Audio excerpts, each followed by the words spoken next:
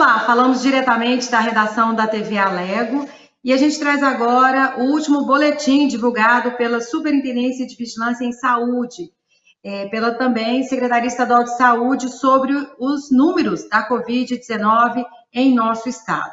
Goiás tem hoje 147.845 casos confirmados da doença e 3.475 mortes. A gente vai saber por que isso aconteceu com a superintendente da Vigilância em Saúde, a diretora Flúvia Amorim, para saber, foi o relaxamento, Flúvia, ou não, é normal mesmo da pandemia? E, primeiramente, muito obrigada por nos receber. Obrigada, eu que agradeço o convite. Bom, em relação a esse aumento no mês de agosto, era algo já esperado, sim. A gente sabia que nós teríamos aumento, inclusive alguns estudos, algumas projeções que foram feitas e divulgadas falavam isso, né, que seria final de julho, na segunda quinzena de julho, e isso acabou se prolongando para todo o mês de agosto e continua ainda no mês de setembro. O que chama atenção é que nós subimos, né, o número de casos, chegamos lá ao pico e mantivemos lá em cima. Essa é a grande preocupação, essa manutenção em níveis altos em relação ao número de casos e principalmente em relação ao número de óbitos e taxa de internação também. Então, essa é uma projeção que a gente não gostaria que tivesse se confirmado, né? Mas que, infelizmente, a gente está vivendo neste momento no estado de Goiás, isso já há algumas semanas, um período que a gente considera como crítico, com um grande número de casos, óbitos e também internações. Flúvia, tem alguma conexão com a flexibilização, a volta ao trabalho de alguns segmentos? Quase todos voltaram, né, à normalidade, entre aspas, né, apenas clubes, eventos, mas a gente vê movimentação aí em bares, restaurantes, na rua mesmo, né, nos pontos de ônibus, e infelizmente as mortes não estão diminuindo aqui. Eu vou até levantar um dado aqui, você até me corrija, tá, se eu estiver errada, mas foram 1.403 mortes durante o mês de agosto, contra 1.135 no mês de julho, né? Julho teve menos mortes que em agosto, e a gente está achando que a doença está acabando, e não está, né? Não está. Goiânia não tem praia, mas tem cachoeira, tem bares, tem parques, e a gente viu também essas aglomerações nesses locais, em cidades turísticas, em parques aqui da cidade. Então, as pessoas, realmente, a gente entende, por um lado, essa vontade de sair de casa, né, esse querer voltar à normalidade, mas as pessoas precisam entender que a pandemia não acabou e que, sim, quanto mais pessoas você entra em contato, né, maior é o risco de transmissão e aumento do número de casos, isso é um fato. Então, essa flexibilização, ela tem um impacto, sim. Agora, ela teria um impacto muito menor se todas as pessoas utilizassem máscara de forma adequada, nariz e boca, se as pessoas mantivessem esse distanciamento de pelo menos 1,5 metro, se as pessoas higienizassem sempre as mãos, se evitassem as aglomerações. Então, na verdade, não é só o retorno, né, das atividades que tiveram impacto no aumento de casos, mas a forma na qual essas pessoas retornaram. E muitas delas, infelizmente, a gente viu esse final de semana, em algumas cidades turísticas, simplesmente vivendo como se não tivesse o coronavírus mais, se não tivesse Covid-19 e se tivesse tudo acabado, né? A pandemia já tivesse acabado.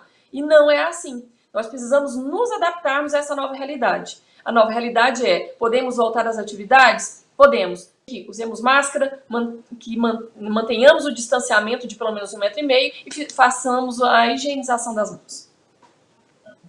Bom, Flúvia, e essa questão, assim, muita gente acha que a imunidade em rebanho vai resolver, né? E não, a gente vê aí também o Reino Unido voltando os casos, eles já estão estudando a possibilidade de fechar de novo alguns segmentos. Isso pode acontecer aqui em Goiás se esses números não baixar?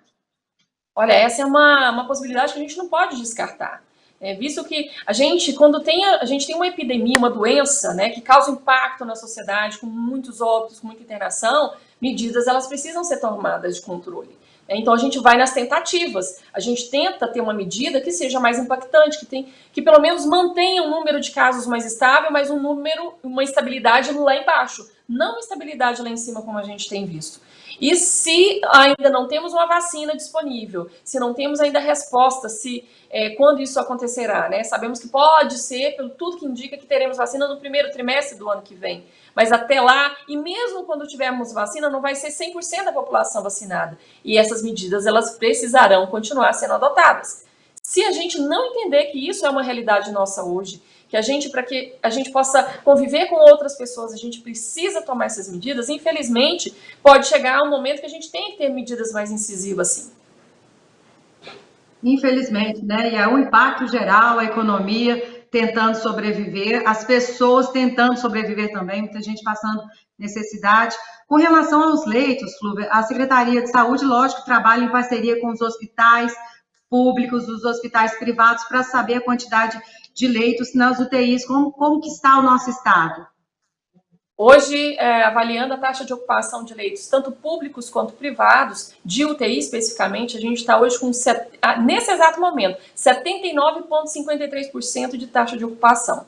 Ou seja, para cada 100 leitos, eu tenho cerca de 80, vamos arredondar, ocupados.